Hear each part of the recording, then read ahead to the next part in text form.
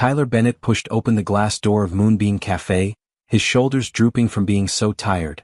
He was completely worn out after working another 12-hour shift at the Seattle spaceport. The cafe was his safe place, the only place where he could get away from the noise of cargo ships and bosses who wanted things done right away. He just wanted a quiet place, a hot cup of coffee, and maybe 20 minutes when no one needed anything from him. The crowd from the night before had already left. There were only a few people left sitting at the wooden tables. Tyler looked around the room he knew well and saw someone he had never seen before. There was a woman sitting alone in the corner booth with the cracked leather seat that no one ever chose. She was looking at a full latte like it held the answers to questions she was too scared to ask. Tyler stopped for a moment because of something about her. She was so beautiful that it seemed like it couldn't be real. Her hair was black with strange silver streaks running through it. It didn't look like gray hair from getting older. It looked more like someone had painted moonlight into the strands. When she looked up for a second, her eyes were violet. It is actually violet. Tyler had seen a lot of aliens at the spaceport wearing colored contacts to fit in, but these looked like they belonged there. But what really got his attention was the way she stood. She sat up straight as if she had never slouched before, but there was a heaviness around her. A sadness that seemed to fill the whole corner of the cafe. She looked like she was carrying a load so heavy that even sitting down wouldn't help. Tyler was just about to look away when it happened. The woman reached for her latte, but her hand shook a little.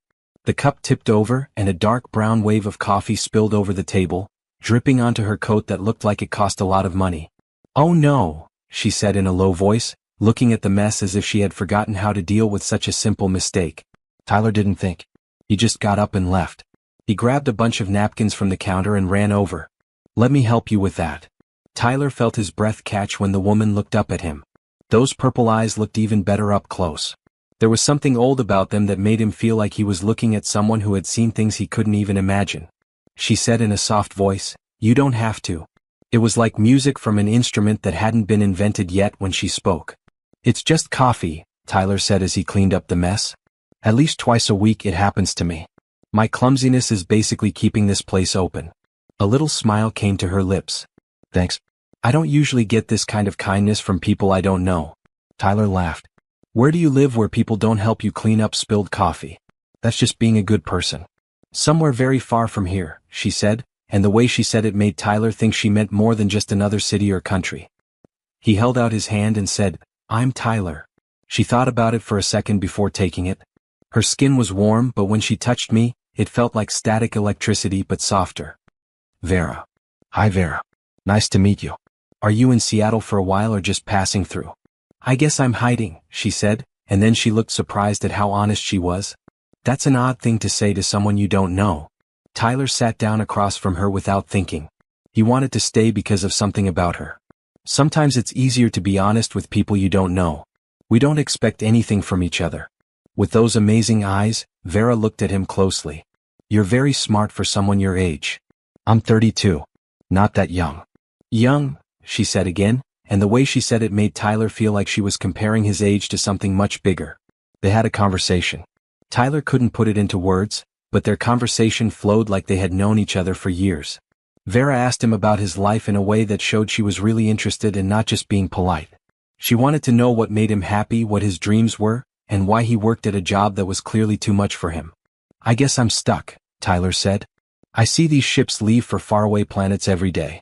All these people are going on adventures and exploring the galaxy. And I'm just here, checking cargo containers and filling out forms. Sometimes it feels like I'm just watching life go by instead of living it."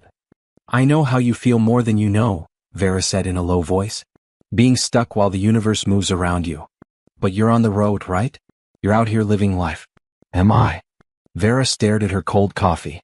"Or am I just moving from one cage to another?" Tyler leaned in. "That's a lot for a Tuesday night. Do you want to talk about it?" And she did. Vera talked about feeling alone, about having responsibilities that never ended, and about being around people who wanted things from her but never actually saw her. She didn't go into detail, but Tyler could hear the loneliness in every word. Tyler joked, "You sound like you might be a royal or something. People talk about responsibility and how they don't see the real you." Vera's smile was sad. "Something like that." They spoke for 2 hours. The barista started to clean up around them and kept looking at the clock. Tyler couldn't remember the last time he had such a deep and quick connection with someone.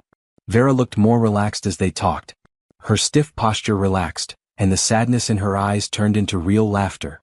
Vera finally said, "I should go," but she didn't get up. "Are you coming back tomorrow?" Tyler asked, and he was surprised at how much he wanted to see her again. Vera stared at him for a long time. "Yes. I believe I will." They gave each other their numbers and Tyler watched her go. She moved with such grace that it seemed impossible, as if she were floating just above the ground. He could have sworn he saw shadows moving around her outside the window, keeping an eye on her and protecting her. But when he blinked, they were gone. Tyler felt lighter than he had in months when he walked home that night. He had a friend. A strange, mysterious friend who was probably not human but still a friend. Tyler had no idea, and there was no way he could have known, that Vera was really Verathraxia. The Empress of Dragons. Leader of 10,000 star systems. Leader of fleets that could block out the sun. A being so strong that people in whole civilizations whispered her name. And she had just spent 2 hours being truly happy for the first time in 3,000 years, all because a tired person had helped her pick up coffee that had spilled. Tyler's life changed in ways he never thought possible over the next 3 weeks. What started out as a chance meeting turned into the best part of his days. Every Tuesday, Thursday, and Saturday, Vera came to Moonbeam Cafe like clockwork. Tyler's boss thought it was strange that Tyler wanted those specific days off work because he never took time off for anything. With each meeting, their talks got deeper. Vera was interested in the most boring parts of life, things that Tyler had never even thought about. She wanted to know everything about music, memories from her childhood, and the little things that brought people together. "Tell me about birthday parties," Vera said one afternoon, leaning forward with the excitement of a child. Tyler laughed. "Parties for birthdays? That's what you want to know. Please.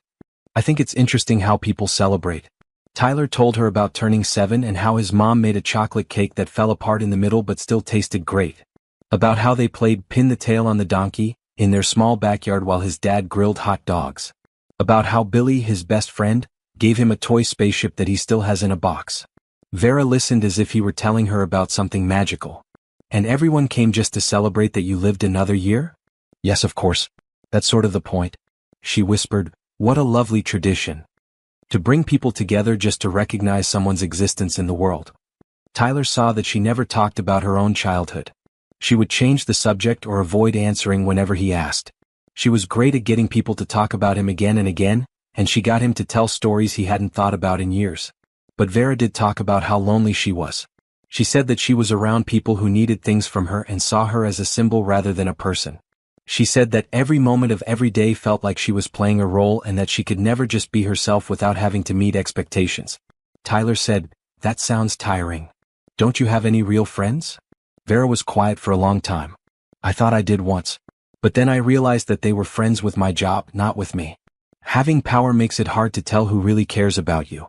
Tyler smiled and said, "Well, I don't care about power at all. I can barely handle my own life. You're safe with me then." Something in Vera's face softened. "Yes, I believe I am." But Tyler started to notice strange things. Electronics acted strangely when Vera was around.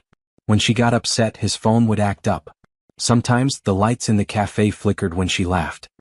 He could have sworn that her coffee cup was floating just above the table before she quickly grabbed it. And then there were the people. Tyler noticed that other customers were avoiding their corner without even knowing it. A couple would come in, see Vera, and then decide to sit on the other side of the cafe. A businessman would look at them, turn a little pale, and then leave without ordering. Tyler said, "People seem nervous around you." Vera looked worried. "Do they?" "I try to keep it from happening, but sometimes my presence affects other people without me meaning to." "Suppress what exactly?" Instead of answering, she asked him about his favorite movies. Tyler also saw that Vera never ate. She would order coffee and sometimes a muffin, but the food never got eaten. She always forgot about her coffee as soon as it was put in front of her. Tyler said, "You know, I've never actually seen you eat anything," during their 3rd week of being friends. Vera smiled in a strange way.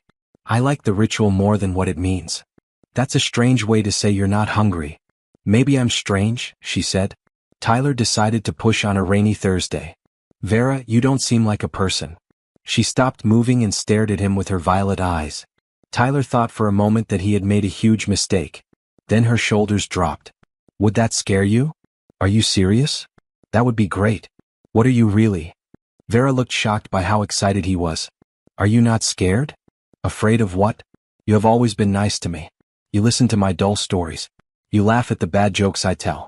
You're the best friend I've made in a long time. Why would it matter to me if you're not human? Vera's face showed an emotion so strong that it made Tyler's chest hurt.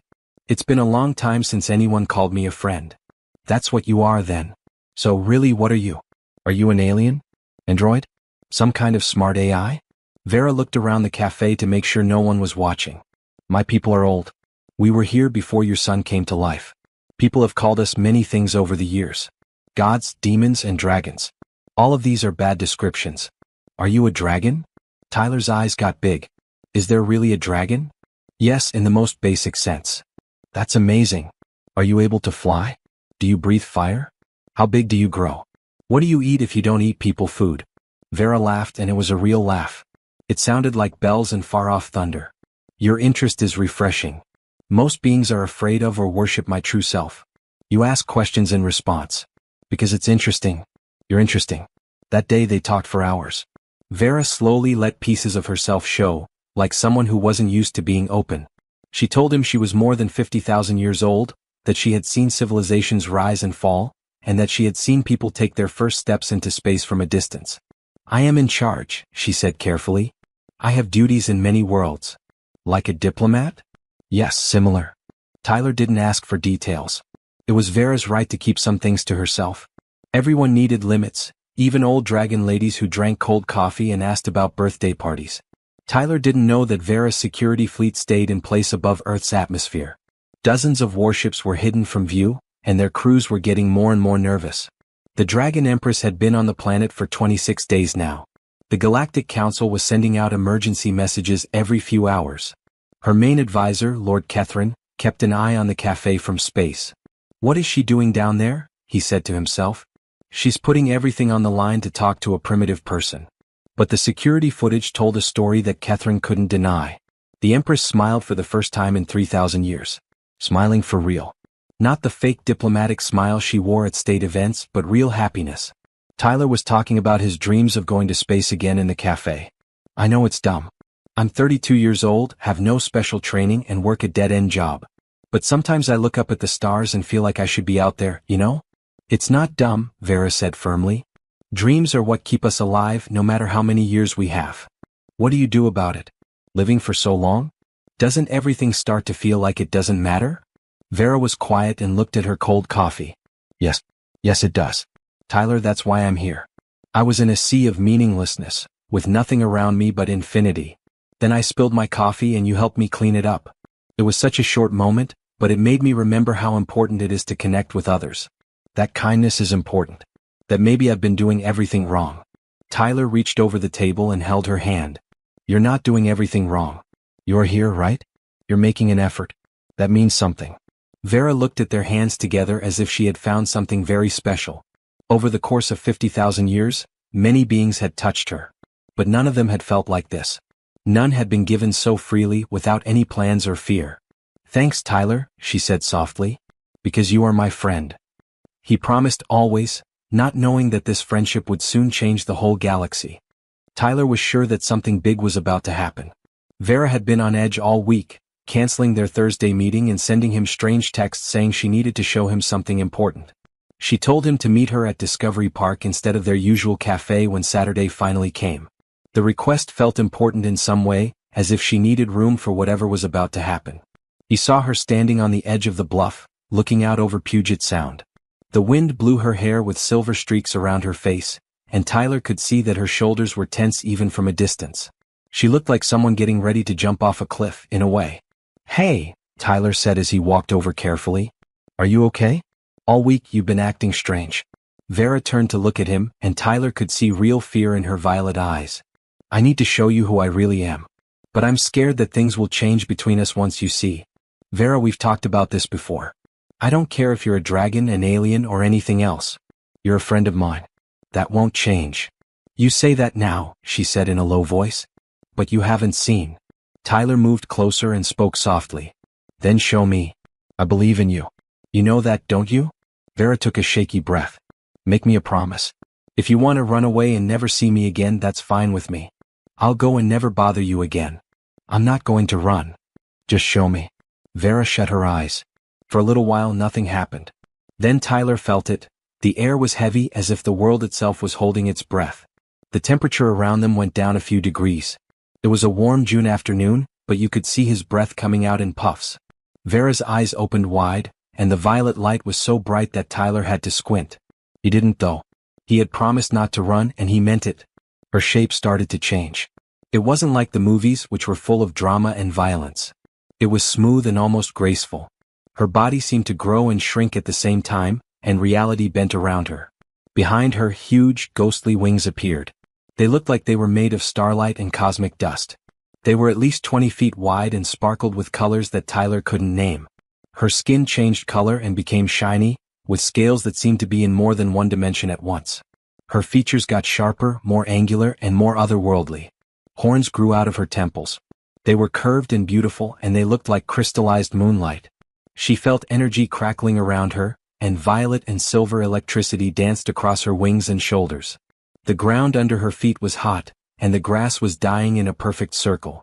Tyler could feel waves of power coming from her, which made his skin tingle and his heart race. This was Vera. Not the woman in the cafe, but something old, strong, and terrifying in the most beautiful way possible. Tyler stood there with his mouth open, trying to figure out what he was seeing. He couldn't figure it out in his head. This wasn't just an alien. This was something that was real on a whole other level. Finally, he was able to say, "You're a dragon. A real live dragon. Not like a metaphor or something. You are the real deal." Vera's voice sounded different now. It was layered and resonant, like a lot of voices singing in harmony. "This is who I am. This is what I've been keeping from you." Tyler moved forward instead of backward. Vera flinched, clearly thinking he would run. "Tyler, you should be scared. Most beings in the galaxy are scared when they see what I really look like." Tyler moved even closer and said, "I'm not most beings." His scientist brain was getting in the way of his survival instincts. "This is amazing. You are amazing. How does the structure of the wing work? Are they made of matter or energy? And those scales on your skin are coming and going. Are you living in more than one dimension at the same time?" Vera was completely shocked and stared at him. "Are you asking about my biology?" "Of course. You are a dragon. A dragon in real life. Do you know how great this is?" Tyler was circling her, completely fascinated by how much she had changed. "Are you able to fly? You should be able to fly with wings like those. Is the energy discharge a defense mechanism or just a side effect of your power?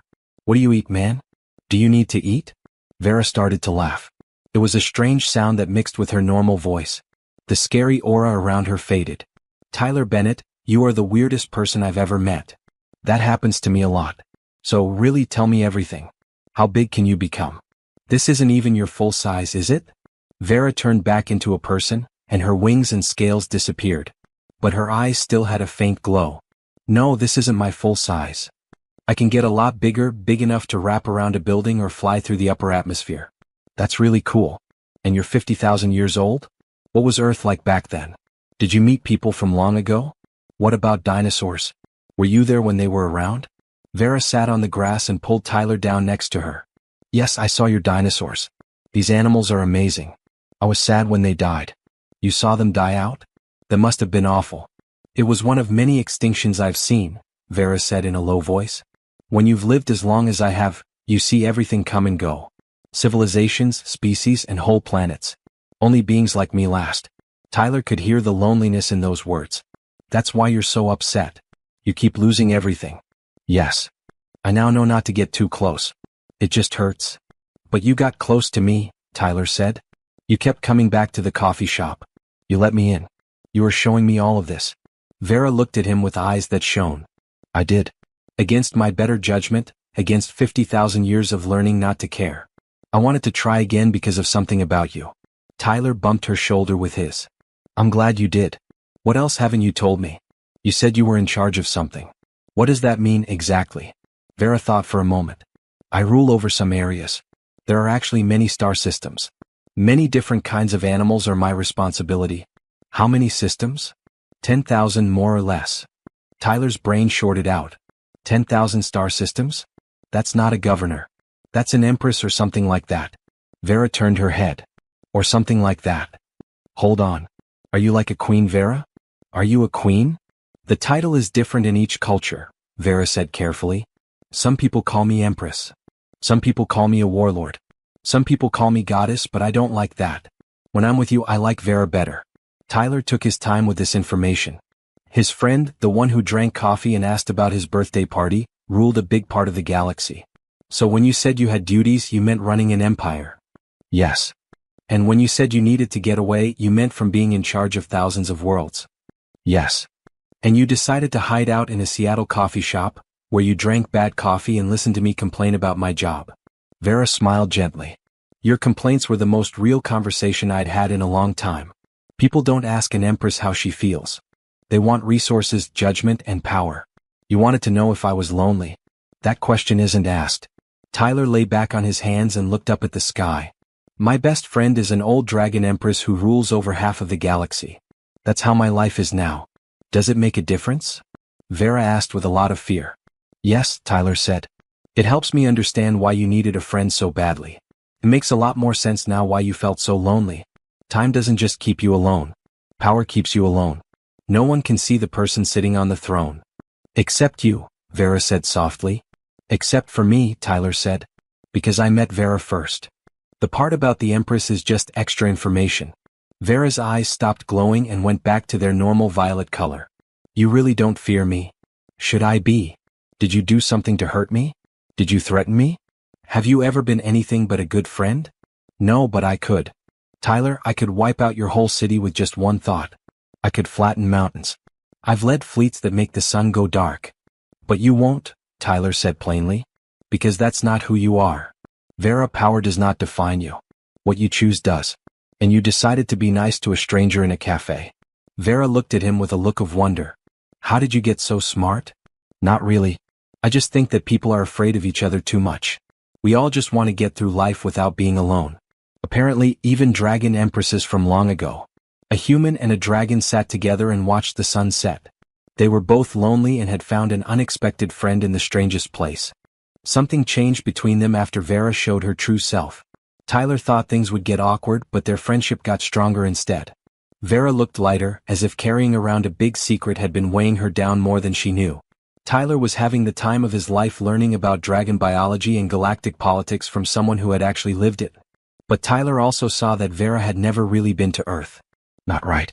She had been hiding in that cafe, using the world as a safe house instead of a place to explore. He made the choice to change that. Tyler said, "We're going on an adventure," the next Saturday when he showed up at their meeting place with a backpack full of supplies. Vera looked like she didn't trust him.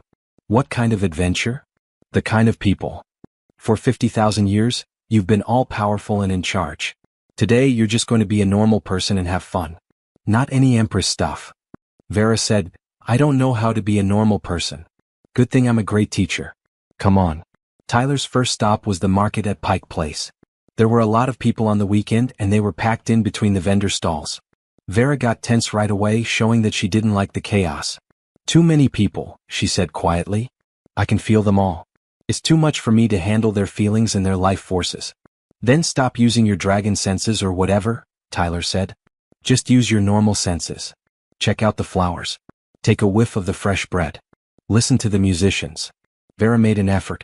Tyler looked at her face as she focused on the here and now instead of the cosmic awareness she usually had. A street musician was playing an old folk song on his guitar near the fish market. People smiled as they walked by. The flower sellers had arranged their bouquets in bright colors that looked like explosions. A nearby stall had the smell of fresh donuts.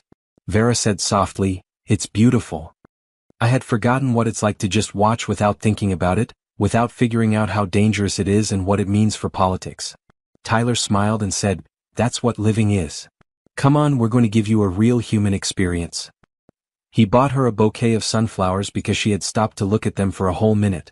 He made her eat a mini donut, which she didn't want to do at first, but Tyler looked at her so sadly that she gave in.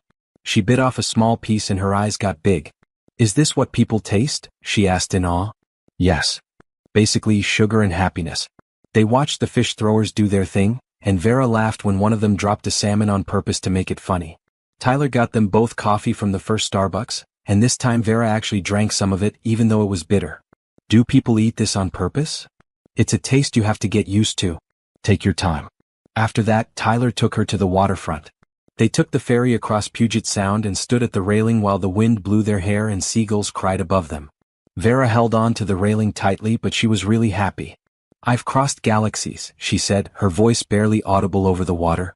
"I've gone through wormholes and through storms in space. But I've never been on a boat before. Not like this, just for fun." Tyler said, "That's too bad. When was the last time you did something just for fun?" Vera thought about it for a long time.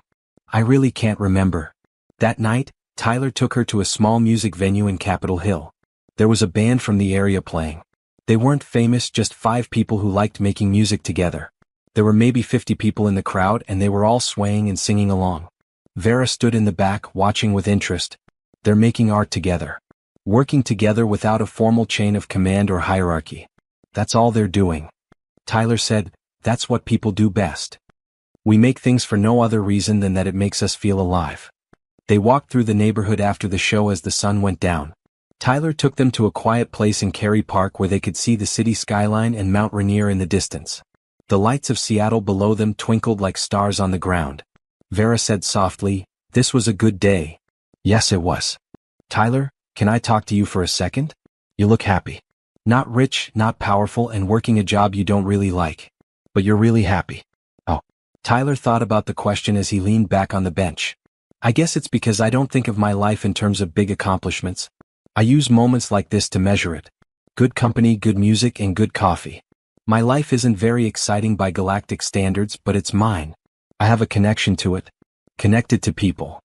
"But you have so few options," Vera said, not unkindly. "You might live for 80 years if you're lucky. You probably won't ever leave your solar system. You'll never see the things I've seen or do the things I've done." "That's right," Tyler said. "But I'll never be so numb that a donut surprises me. I will always remember how it feels to laugh at a fish thrower who is bad at it. Vera, I won't live forever, but I will live the years I do have. Can you say that too?"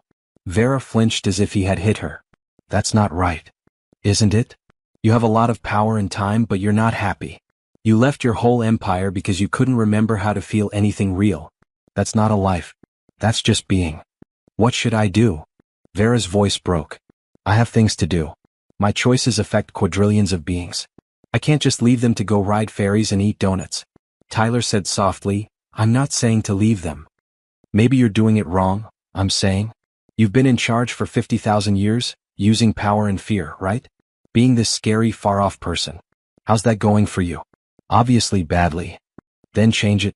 You are a dragon empress with all the power in the world. You are the only one who can change the rules." Vera shook her head. "It's not that easy. The galaxy knows what power is. They value strength. Everything I've worked for will fall apart if I show weakness or look weak." Tyler turned to look right at her. "Vera, pay attention to me. Being real is the most powerful thing you can do. People have known that for a long time. The best leaders aren't the ones who act like they are perfect. They are the ones who say they are scared and having a hard time, but they keep going anyway. That's what makes people feel good. Not strength. Connection." "You're talking about something that can't happen." Tyler said, "I'm talking about what you've been doing with me for the past month. You've been weak. You've been honest. And did I lose respect for you? Did I think you were weak?" "No," Vera said softly. "Exactly. I had more respect for you. Because I saw the person who was behind all that cosmic power. I saw someone who was brave enough to say she was lonely and lost. That takes more guts than blowing up planets." Vera didn't say anything for a long time. She just looked at the city lights. "My advisors would call you a fool.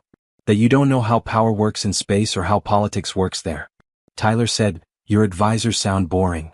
When was the last time they made you laugh? When was the last time they asked you how you were doing? Not once. Maybe they're the ones who don't get it then. Maybe being in charge of an empire shouldn't mean losing yourself along the way." Vera put her head on Tyler's shoulder, which she had never done before. "How did someone with no power or money become the smartest person I know?" Tyler said, "I don't have power or resources. Connection is all I have. In the end, it's the only thing that really matters. You can take over 1,000 worlds, but what's the point if you're alone?" They sat together as the sky got darker and stars started to show up. Vera's empire was waiting for her up there. She was in charge of thousands of worlds, billions of ships, and quadrillions of beings. And down here she was just Vera, a sad dragon who was learning how to be a person again. "Thanks," she said softly. "For what?" "Thanks for reminding me that I'm not just a throne. I'm not just a title, a weapon, or a sign. I deserve to have friends, eat donuts, and ride ferries. Tyler smiled. Everyone should have that. Even the empresses of dragons from long ago. Neither of them knew that this talk would change everything. Because Vera was paying attention. Paying close attention. And she was beginning to think that there might be another way to rule. Better way. A way that is human. Tyler was cooking dinner in his tiny apartment when his whole world blew up. He was stirring pasta sauce and humming along to an old rock song on the radio 1 second. The next second there was a loud bang at his front door, and wooden shards flew across the room. 6 figures appeared out of nowhere. They were not people. It was clear right away that much. Their armor looked like it was made of living metal that moved and flowed over their bodies.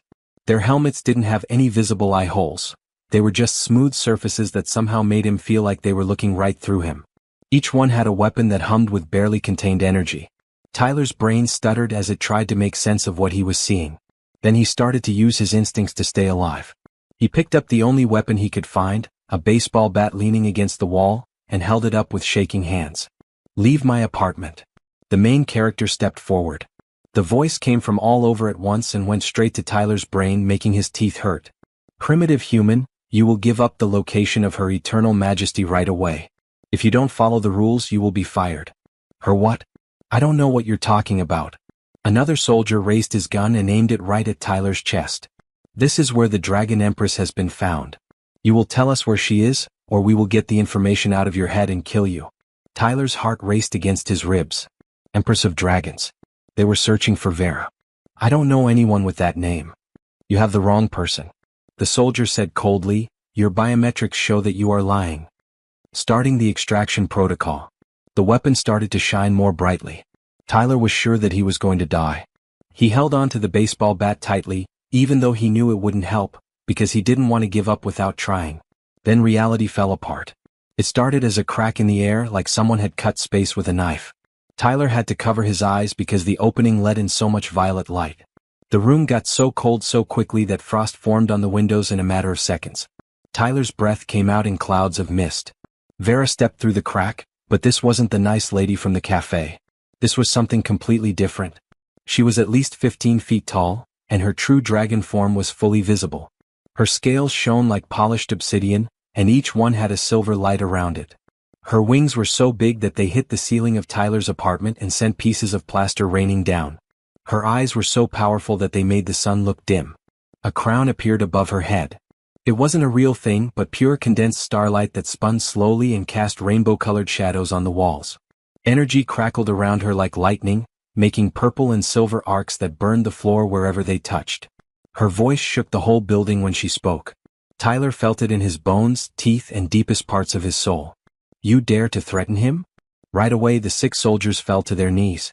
They all dropped their weapons to the floor at the same time as they pressed their helmets to the ground. "Majesty forever. Please forgive us. We didn't know that this person was safe with you."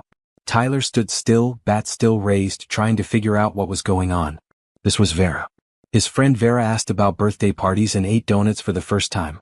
But this version of her had so much raw power that he could hardly breathe. The air seemed to bend around her. Another figure appeared, this one unarmed and dressed in beautiful robes that looked like they were made of liquid silver. It had 4 arms and skin that changed color between blue and purple. It looked like a person, but it was clearly not. As soon as it saw Vera in all her glory, it bowed so low that its forehead touched the ground. The figure said in a smooth, cultured voice, "Your Imperial Highness. Your chief advisor is Lord Kethrin. The Galactic Council has asked me to ask you to come back right away. The Empire is in trouble without you." Tyler finally spoke up. "Imperial Highness? What is he talking about, Vera?" Vera got a little smaller, and her shape became less overwhelming, but it was still very far from human. She looked at Tyler like she was ashamed. "I'm so sorry, Tyler. I should have told you the truth." "More honest about what? What is going on?" Lord Kethrin straightened up and moved his 4 arms in a dramatic way. "This person doesn't know? Your Majesty, you've been hanging out with a primitive being who doesn't even know who you are?" "Be careful with your tone," Vera growled, and the advisor jumped. Tyler's mind was racing as he tried to put things together. "Vera, these soldiers called you Eternal Majesty. This person called you Imperial Highness. You said you were in charge of some star systems. How many systems exactly?" Vera looked him in the eye, and he could see real fear there. He realized he was afraid of losing him. 10,000 systems. 300 billion planets. About 500 species that are smart. My name is Verathraxia, and I am the Dragon Empress of the Galactic Imperium. I am in charge of everything from the edge of Andromeda to the center of the galaxy. Tyler slowly put the baseball bat down. His knees were weak. You're more than just an empress. You are the empress. You are in charge of the galaxy. Half of it technically, Lord Catherine said. Other powers share the other half, but they all agree that Her Majesty is the most powerful. Not helping, Vera hissed at him. Tyler sat down hard on his couch, which had a thin layer of frost on it. My friend who loves coffee and music and got excited about donuts. You are the strongest being in the whole galaxy. Yes, Vera said in a low voice, getting smaller until she was only a little taller than Tyler. I'm sorry I wasn't completely honest. I was afraid you'd act differently toward me if you knew the whole truth. Lord Catherine cleared his throat. Your Majesty, aside from personal matters, things are very bad. In your absence, 3 major groups have started to move their fleets. The Crax Dominion, the League of Prosperity, and the Celestial Order are all trying to get the upper hand. They think they can take power without you being on the throne. We have 72 hours until open war. Millions will die. Vera's shoulders drooped. Tyler could see the weight of all the responsibility and burden she had been trying to get away from settling back on her. Then I have to go back, she said softly. I'll get my stuff together. Tyler said, no, all of a sudden. Everyone in the room turned to look at him. Lord Catherine's face made it look like he thought Tyler was crazy. The soldiers' helmets followed his every move with a clear sense of danger. Excuse me? Vera asked.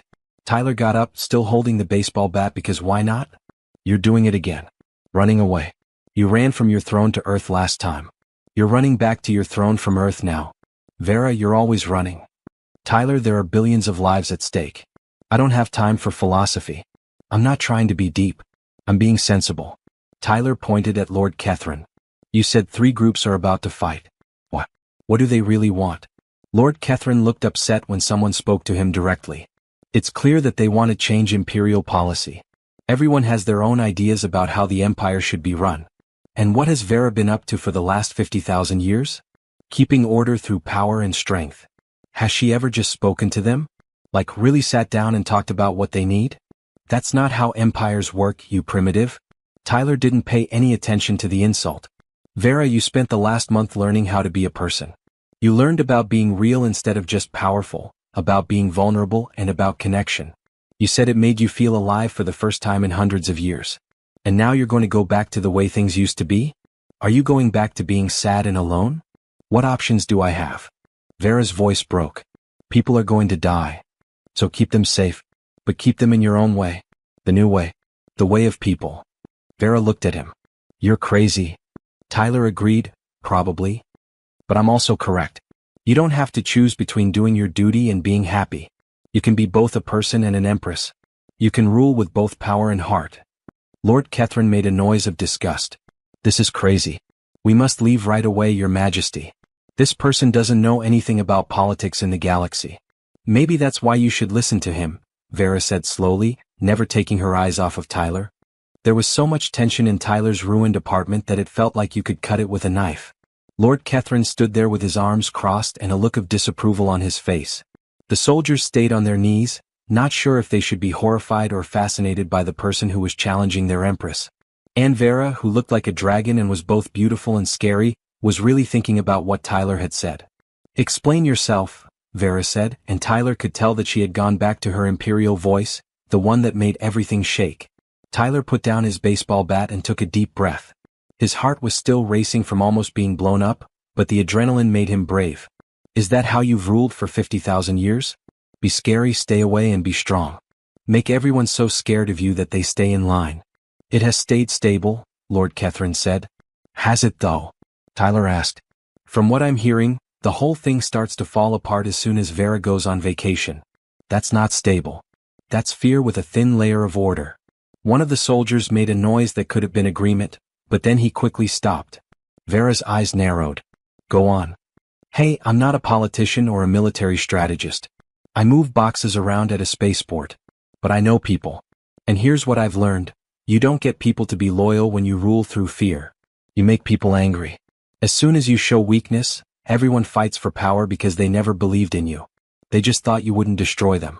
That's a pretty harsh judgment, Vera said softly. Is it wrong? For a long time she didn't say anything. No, it's not wrong. Lord Catherine protested. Your Majesty, you can't be taking this primitive's ideas about how to run a country seriously, can you? He doesn't know how to run an empire or how to keep the power balance right across thousands of systems.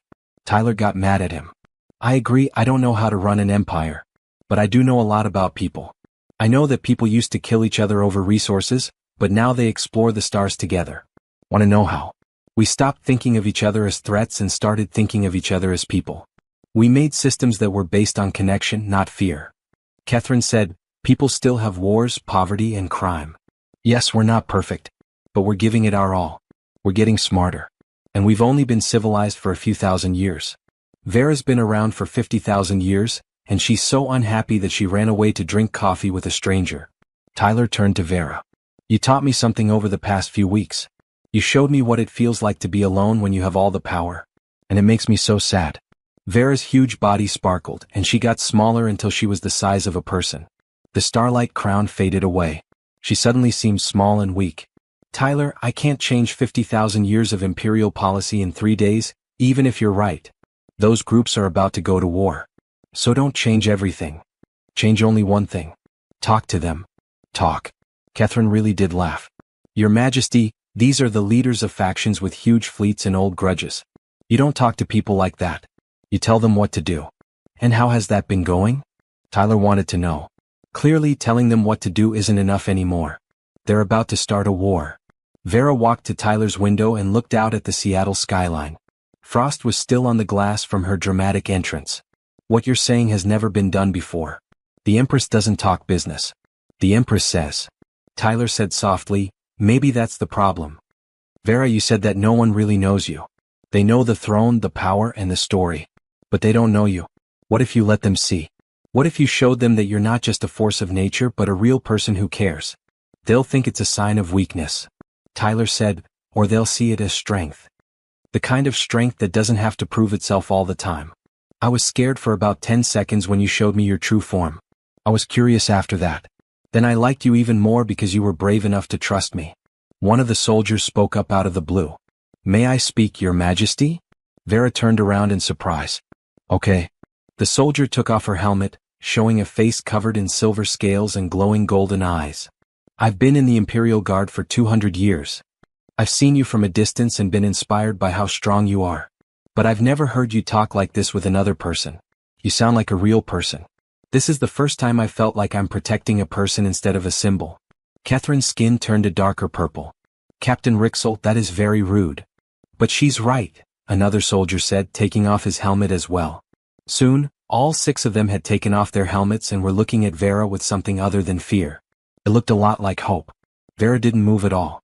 Are you saying you'd follow me even if I showed weakness? Captain Rixel said carefully, Your Majesty, we would follow you into black holes if you asked. But it would be easier if we knew why. If we knew what we were protecting besides just keeping the peace. Tyler felt a rush of excitement. Look, you don't have to be a scary god to help them. You have to be a leader they can trust. This is crazy, Catherine said under his breath, but Tyler could tell he wasn't as sure of himself anymore. Vera looked back at Tyler. If I do this and it doesn't work, the cost will be terrible.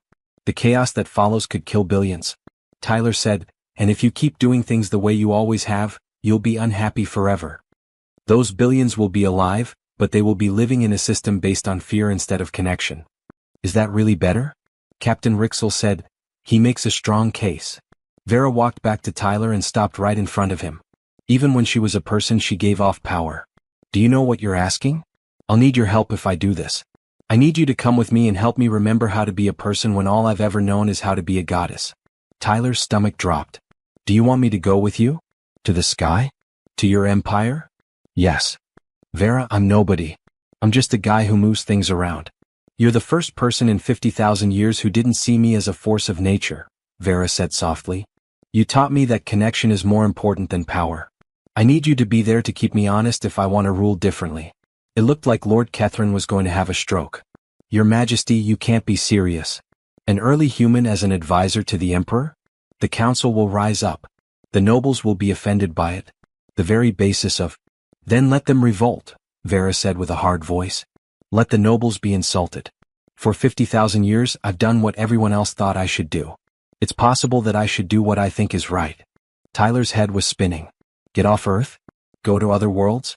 Give an empress advice on things that are important to the whole galaxy? It was crazy. There was no way. It was everything he had ever wanted while watching ships leave the spaceport.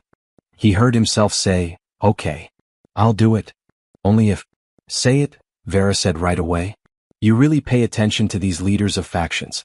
You don't just show up and scare them into giving up. You listen to them. You try to figure out what they really want. And you look for answers that don't involve anyone dying or being scared into doing what you want." Vera reached out her hand. "I promise you." Tyler shook it and felt the strange energy that was always around her. "Then I guess I'm going to space. I should probably get my bags ready." "We have time," Vera said with a smile. 3 days before the point of no return. That gives us 3 days to figure out how to use human wisdom and dragon power to save an empire. Captain Rixel moved forward. "Your Majesty, if I may, I believe what you're doing is brave. No matter how the council reacts, my unit is ready to help you." The other soldiers nodded to show they agreed.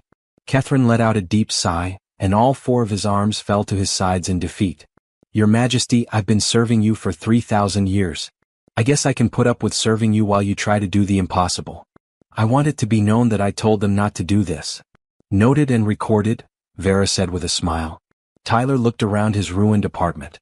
The windows were frosted, the floor had scorch marks, and there was a huge hole where his door used to be. "My landlord is going to kill me," Vera said. "I'll take care of it. Think of it as an advance on your salary as the human liaison to the imperial throne." "That's really my title? I'm open to ideas if you have a better one." Tyler smiled anyway. "What about friend who keeps the Empress honest?" Vera's laugh was bright and real. "Great. Now let's go save the galaxy." Tyler could never have imagined how hard the trip to the imperial capital would be. The Celestial Dawn, Vera's flagship, was more like a floating city than a ship. It went on for miles in every direction and had more than 50,000 crew members from many different species. On the first day, Tyler just tried not to get lost in the hallways. His room was bigger than the whole apartment he lived in Seattle. Vera called it a dimensional fold, and the windows from floor to ceiling showed the stars streaking by as they moved through it. Captain Rixel had said that it was like taking a shortcut through the fabric of space itself, but Tyler's mind still couldn't quite get it. The briefing on the second day really got to him. Vera brought her command staff to a war room that was in the middle of a round room. There were holographic displays all around them that showed star maps, fleet positions, and data that scrolled too quickly for Tyler to read. "The situation is worse than we thought," Lord Catherine said, using 2 of his hands to control the display and the other 2 to hold data tablets. "The Crack's Dominion has put battle fleets along the outer rim. The League of Prosperity has sent out its merchant fleet, which has more than 10,000 armed ships, even though it is not officially a military fleet. And the Celestial Order has set its temple ships in motion." Tyler looked at the display and tried to figure out the scale. "How many ships are we talking about in all?" "About 47,000 combat-ready ships," a reptilian officer said. "The total number of crew and support staff is in the billions." Tyler said billions again and again, feeling dizzy. "Millions of people ready to fight." Vera said in a low voice, "They won't really fight." With her arms crossed, she stood in the middle of the room and looked at the tactical display with old eyes. "They're acting tough and trying to scare each other into backing down. But when everyone is scared and armed, posturing can become real." "What do they really want?" Tyler asked. "Like really want?" "Not the answer that politicians would give, but the answer that people would give." Catherine seemed annoyed by the question. "The Cracks want to be able to expand their military into areas that are neutral. The League wants fewer taxes and trade barriers. The Celestials want the government to officially recognize their religion as the imperial religion. So one group wants land, another wants money, and a third wants to be right," Tyler said. "Those 2 goals don't conflict with each other. What are they fighting about?" "Because they don't believe in each other," Vera said. "Or me. They believe that if they don't take control now, someone else will. Fear, not real conflict, is what is going on here." Tyler said, "Then we need to get rid of the fear." An insectoid officer chittered something that the translator turned into, "Human, it's easier said than done. These groups have been at odds with each other for hundreds of years." Tyler stared at Vera. "When was the last time you really met with their leaders? I mean in person." For a moment, Vera was quiet. 300 years ago. I called them to the throne world for a ceremony of obedience. They got down on one knee, swore loyalty, and left. That's not a meeting. That's a hostage situation with rules. Several officers gasped in shock at how blunt Tyler was. Catherine's skin turned purple again. But Vera laughed. You are completely right. I've been acting like they're things that need to be managed instead of people who need to be worked with. Of course they don't trust me. Tyler said, so ask them to a real meeting. Not a ceremony for compliance or anything. A real talk where everyone can speak and be heard. They'll never agree, Catherine said right away. Coming to the capital means the Empress can do whatever she wants with them. They will think it is a trap. Tyler thought for a minute. Then meet them in a place that isn't theirs. Somewhere none of you have an advantage in power. Make it clear that this is about talking and not showing strength. Vera's eyes lit up. The Harmony Station. It's a diplomatic outpost where the territories of all three factions meet. An old treaty made this area neutral. Military ships are not allowed within 10,000 kilometers. Your Majesty, the risk to your safety, Captain Rixel started. Is okay, Vera said at the end. Tyler is right. I need to be open and honest with them first if I want them to trust me enough to be vulnerable. Send out the invites. Let them know that this is a personal request from me, not an order from the Emperor. They can bring advisors, talk freely, and no one will be punished for being honest. The command staff didn't seem sure. This had never happened before. Empresses didn't ask for meetings. They told people to come. Responses came in over the next 24 hours. Everyone was surprised when the Crack's War Master agreed right away. The High Merchant of the League took longer, but he finally agreed. The Supreme Pontiff of the Celestial Order sent a message full of doubt but said he would be there. Tyler saw the full extent of the crisis for the first time when they got to Harmony Station. The station itself was a huge ring-shaped building that was built to meet the needs of many different types of animals. But the fleets were all around it, just outside the area where weapons were not allowed. There were thousands of ships in space that looked like schools of metal fish. Tyler could see the sharp, aggressive shapes of Crack's warships, which were full of weapons. The League ships were faster and had more armor than the other ships. The temple ships of the Celestial Order were beautiful, with religious symbols all over them and strange energy coming from them. Tyler said, that's a lot of firepower. Enough to wipe out a few solar systems, Vera said. Welcome to politics in the galaxy. The meeting room at Harmony Station was meant to be simple. There was a round table with equal chairs, no throne, and no one was better than anyone else. Tyler found the three faction leaders already there when he walked in with Vera. They weren't what he had expected. The Crack's War Master was huge, at least 8 feet tall, and his body armor looked like it was made of chitin. But his eyes were tired, and he walked slowly and carefully, like someone who was carrying too much weight. The League's High Merchant was a crystal-like being whose body bent light into rainbow patterns. She looked rich and powerful, but Tyler noticed that her shape flickered a little, like a hologram with a weak signal. He realized he was stressed. The Supreme Pontiff of the Celestial Order was the most shocking. Small and weak-looking, with skin that is see-through and veins that glow. They looked old and sad. When Vera walked in, all three of them stood up and bowed, which is what people do when they see an emperor. Vera raised a hand. Please don't. Today I'm not the Empress. As someone who wants to know what's going on and work together to find a solution, I'm here. The three leaders looked at each other with uncertainty. This wasn't how things were supposed to be done. Empresses didn't act this way. Tyler moved forward. Hello, I'm Tyler. I'm a person from Earth, and I'm here because I'm good at asking questions that make people uncomfortable. So here's the first one.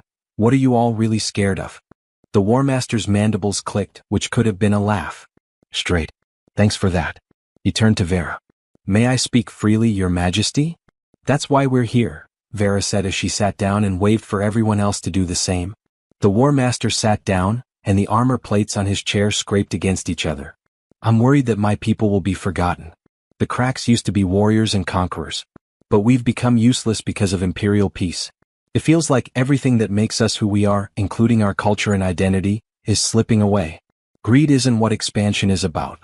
It's about keeping our way of life alive. The High Merchant's crystal body pulsed. I'm afraid the Empire will put so many restrictions on us that we'll have nothing left. The League stands for thousands of worlds of merchants. Every new rule, tax, and barrier makes it harder for our people to do well.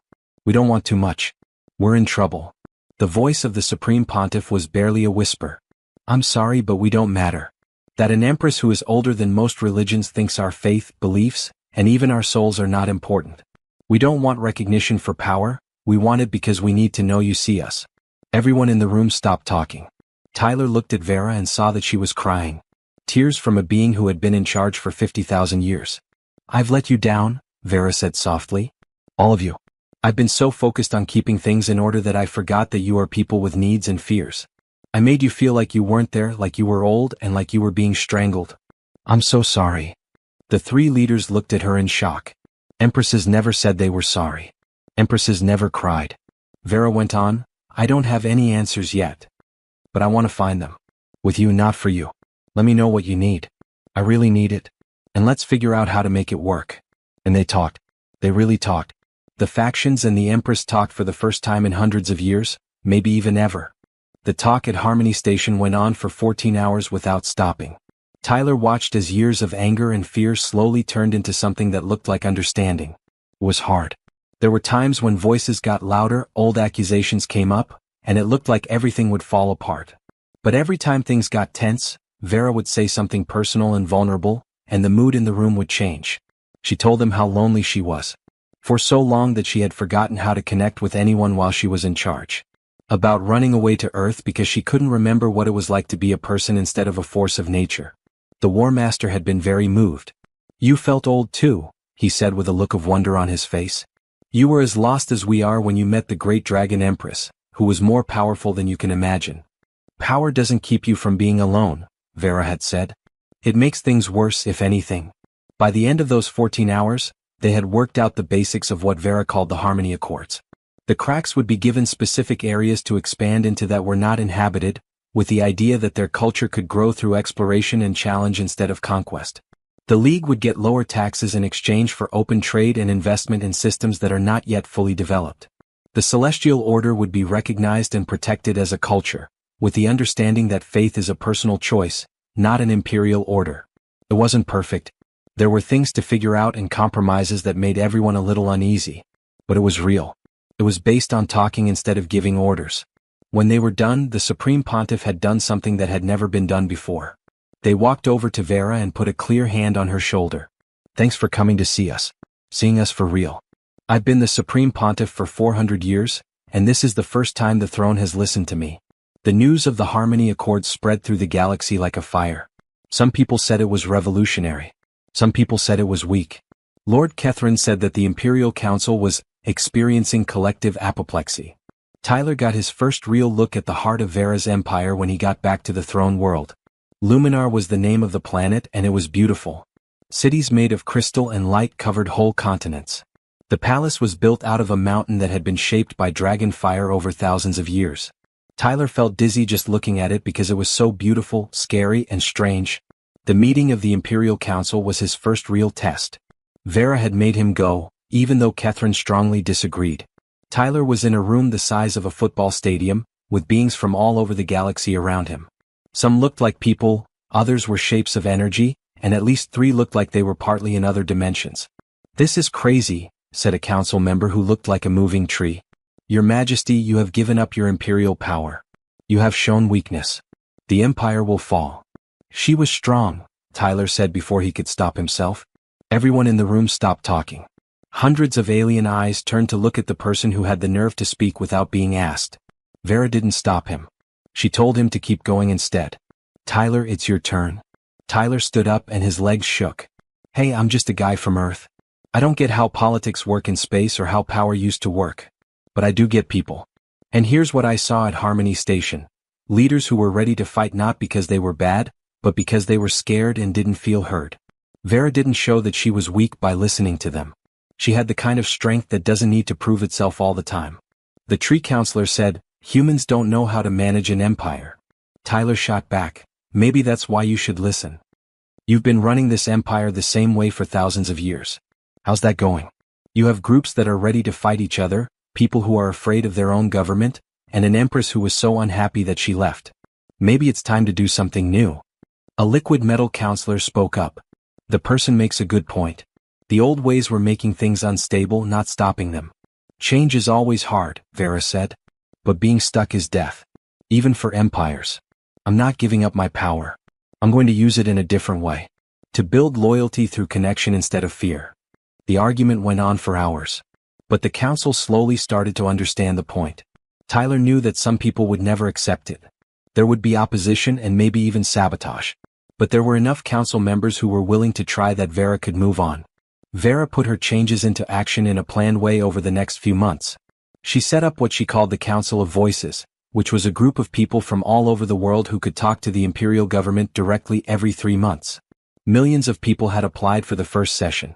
Vera had spent 3 weeks listening to people's worries, complaints, and suggestions. She also changed how she looked when she was out in public. She didn't just show up as a scary cosmic dragon, she also took on forms that were easier to talk to. She went to worlds in person, not for compliance ceremonies but to make real connections. She ate with regular people, visited farms and factories, asked questions and really listened to the answers. The galaxy was amazed that their scary empress was now available while still being powerful. It was a fragile balance and there were times when things went wrong. Some people thought that being nice was a sign of weakness and tried to take advantage of it. Vera had to remind them from time to time, sometimes in a dramatic way, that she was still the Dragon Empress and still had full control when she needed it. But most of the time the changes worked. The fleets that had gathered at Harmony Station went their separate ways without any problems. There was more trade. Cultural exchanges thrived. Systems that had been held back started to do well. It wasn't perfect and it didn't happen right away, but things were getting better. Tyler's job changed as well. He was Vera's sounding board, the person who kept her grounded when the weight of empire threatened to make her forget what they had learned together. He also became a bit of a celebrity, the person who had an effect on an empress. There were a lot of requests for interviews. People called him a visionary. Some people thought he was a dangerous radical who was ruining old ways of life. Tyler just tried to be himself and remember that he was still the same guy who moved boxes at a spaceport in Seattle not too long ago. 6 months after the changes, things went wrong. Tyler and Vera were talking about plans for educational reform as they walked through the palace gardens. Then all of a sudden reality screamed a warning. Vera's head jerked up and her eyes were on fire. Get down? She threw herself over Tyler as energy beams shot through the air where they had been standing. Assassins came out of stealth fields with their weapons raised. There were multiple shooters working together to attack Vera from different angles. Tyler didn't think. While Vera was fighting off other attackers, he saw one assassin getting ready to shoot her in the back. He jumped on the shooter and tackled them just as they shot. The plasma bolt that was supposed to hit Vera's spine hit Tyler instead, burning through his chest and shoulder. He had never felt pain like this before. It felt like someone had poured hot metal into his veins. He heard Vera scream his name and saw her turn into a full dragon in a burst of cosmic rage. The killers never had a chance. She destroyed them with a single thought, turning them into less than atoms. Then she was human again, holding Tyler in her arms as he gasped for air that wouldn't come. No, no, no. Stay with me, Tyler. Don't you dare die. Tyler was able to whisper, worth it. Couldn't let them hurt you. You idiot. You brave, beautiful fool. Imperial medical teams got there in a matter of seconds. They took Tyler to the Palace Medical Center right away, where alien doctors worked hard to save his life. Vera wouldn't leave his side, and her tears fell on his face while they worked. 3 days later, Tyler woke up in a hospital bed with Vera asleep in a chair next to him, still holding his hand. Her eyes flew open right away when he moved. You are awake, she said. Thank the stars that you're awake. Did we win? Tyler asked, he said with a hoarse voice. Vera was crying and laughing at the same time. Yes, you fool. We did it. The killers were extreme traditionalists who thought that killing you would stop the changes. Instead, they showed exactly why the changes are important. The whole galaxy saw a human who was ready to die to protect me. Different species taking care of each other has become a symbol of the new empire. Okay, Tyler said. That's good. Vera whispered, I love you. I should have said it sooner. Tyler, I love you. You've changed everything. Tyler weakly squeezed her hand. I love you too. Even if you are a dragon empress who is scary. Especially because I'm a scary dragon empress, she said with a watery smile. The galaxy was changing outside the medical center. The attempt to kill Vera had the opposite effect, rallying support for her new way of leading. Even systems that were doubtful supported her because of the story of a dragon and a human who chose to connect instead of being alone. Tyler tried to hold on to 5 years that felt like a dream but couldn't quite get a grip on. He wore the scar on his chest like a badge of honor after the plasma wound had healed. His job as human liaison was now permanent, but most days he felt more like Vera's anchor to reality than a diplomat. He helped her deal with the constant stress of being an all-powerful empress and someone who just wanted to connect with others. The changes were going better than anyone had thought they would. With representatives from every major system, the Council of Voices had become a permanent body. Trade disagreements that could have led to wars were now settled through conversation. Cultural exchanges had turned suspicion into understanding. The galaxy wasn't perfect, but it was getting better and learning. It was becoming more than just a bunch of worlds held together by fear. Tyler had gotten older, though. He could see it in the mirror every day. Lines around his eyes that weren't there when he first met Vera. His hair is starting to turn gray. His body moved a little slower and took a little longer to recover from staying up late to go over policy proposals. He was 37 now, and even though that wasn't old by any means, time was doing what time always does to people. Of course, Vera looked just like she did the first time they met in that Seattle cafe. At first, they didn't talk about it. They both tried to ignore the elephant in the room, which was the math behind their relationship. Tyler might have had 50 good years left if he was lucky. Vera had forever. No amount of love or connection could change the fact that the numbers didn't add up. Of all people, it was Lord Kethrin who finally made the conversation happen. Over the years, he had become something like a friend to Tyler. At first, he didn't like him, but then he grew to respect him. One night, he saw Tyler alone in the Palace Observatory, looking at Earth through the huge telescopes. "She could make your life longer," Kethrin said right away. "Dragon magic can do amazing things. She could give you hundreds, maybe even thousands of years." "I know," Tyler said softly. "Then why didn't you ask?" Tyler looked away from the telescope. "Because then I wouldn't be human anymore. I'd be something else, something I don't get. And I think one reason Vera and I get along is that I'm not immortal. I have a different sense of time. I value moments differently because I know they won't last long." Kethrin's forearms crossed in a way that Tyler knew meant he was thinking deeply. "You'd rather die than spend time with her?" "I don't want to die. I'm picking life. My life is a person with all the messy, short, and beautiful things that come with it. I believe Vera needs that. Someone who knows that not everything lasts forever and that the things that are only there for a short time are often the most valuable." Kethrin said softly, "You're braver than I thought you were." But there was no way to avoid talking to Vera forever. It happened on a quiet night in their private room, which Vera had made to feel like the Seattle cafe where they first met. She even put in a coffee maker, even though she didn't drink it. "We need to talk about the future," Vera said, her voice so low that it was hard to hear. Tyler put down the report he had been reading. "I know. I've been looking into it. You can live longer in some ways. Not just decades, but hundreds of years. You wouldn't have to change into something else. You would still be you, but for longer." "Vera? Please let me finish." Her hands were shaking. "I've been alive for 50,000 years. I've watched civilizations come and go. I've lost people I cared about because of time, distance, and the fact that nothing lasts. Tyler, I'm tired of losing people. I can't lose you as well." Tyler sat down next to her and took her shaking hands in his. "You're not losing me. Not like you think." She said, "You'll die. In 50 years, maybe 60 if you're lucky.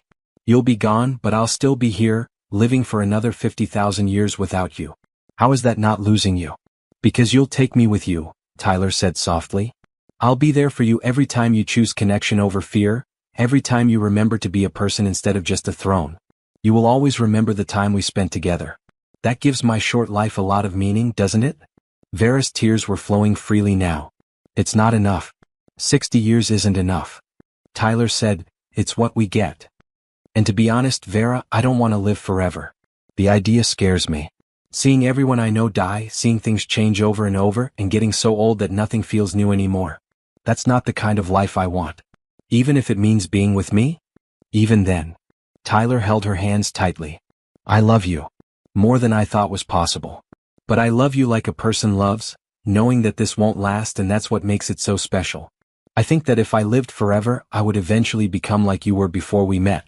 Numb. Not connected. Going through the motions of life without really living." Vera pulled him close and put her face on his shoulder. "I'm being selfish. I know I am. You're always right and you are. But it hurts. The idea of going on without you hurts more than anything else I've felt in 50,000 years. Tyler said, "Then we make the most of the time we have. We don't waste a single day. We put so much love and life into these years that you'll have enough memories to last a lifetime when I'm gone." They held each other for a long time, and the reality of their situation settled around them like gravity. Tyler's life was both the happiest and saddest during the years that followed. He and Vera made the most of every second. They went to places he had only dreamed about. They worked together to make decisions and make the empire better. They laughed, fought, made up, and fell more and more in love every day. Tyler saw himself get older much faster than everyone else around him. At age 45, he needed glasses to read. His knees started to hurt from all the stairs in the palace when he was 52. The gray had completely taken over his hair by the time he was 58. Vera never changed or got older. She was always there, a constant in his speeding timeline. But she always treated him the same. When his body slowed down, she never looked at him with pity or sadness. She loved him just the way he was, no matter how much time they had left. Tyler also made sure she was ready. He told her stories about his life before they met and made her promise to come to Earth often and remember that there are many people in the galaxy worth connecting with. He made her promise not to shut herself off from the world when he was gone. "Promise me you'll stay the same," he said on his 65th birthday. "The real you, not just the Empress. Talk to each other more. Keep paying attention. Keep being brave enough to let yourself be weak." "I promise," Vera said, but her voice broke as she said it. Tyler's body finally started to shut down when he was 72. The doctors said his heart was getting weaker and that they could keep him alive for a little longer with different treatments. Tyler said no to most of them. He had lived a full life, seen things that no one else had ever seen, and loved someone very special.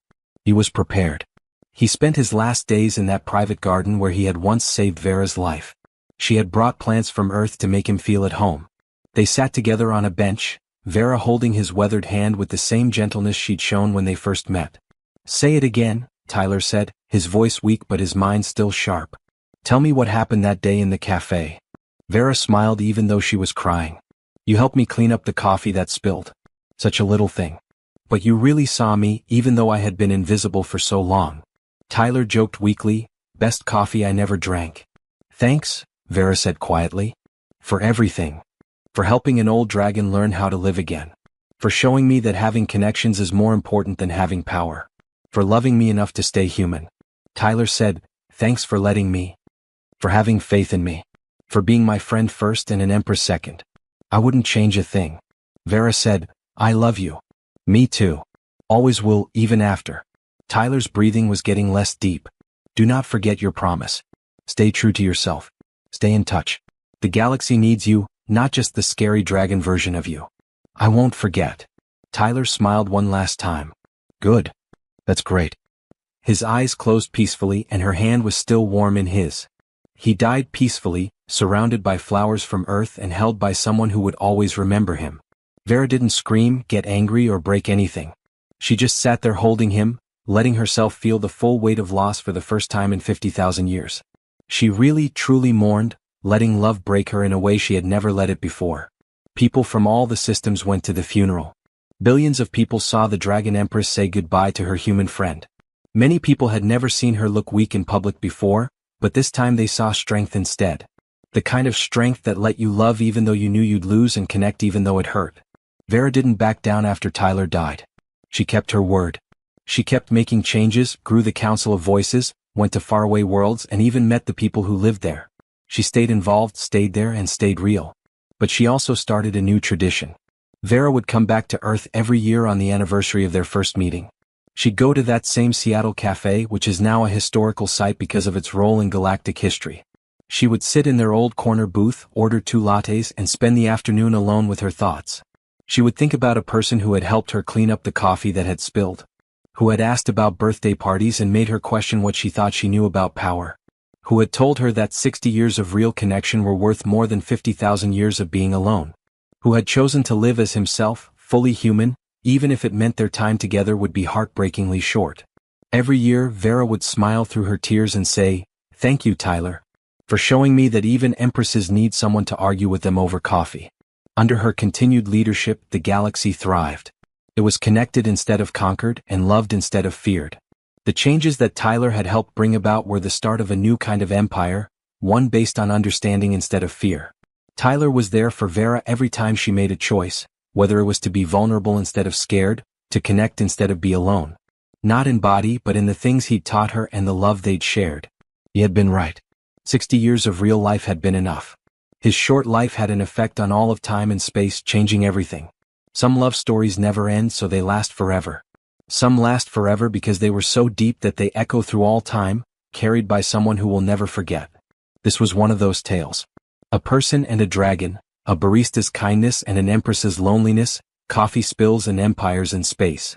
Proof that connections are stronger than power, that things that don't last can have lasting effects, and that sometimes the most important person in the universe is just someone who sees you for who you really are. Tyler had a wonderful life for 72 years.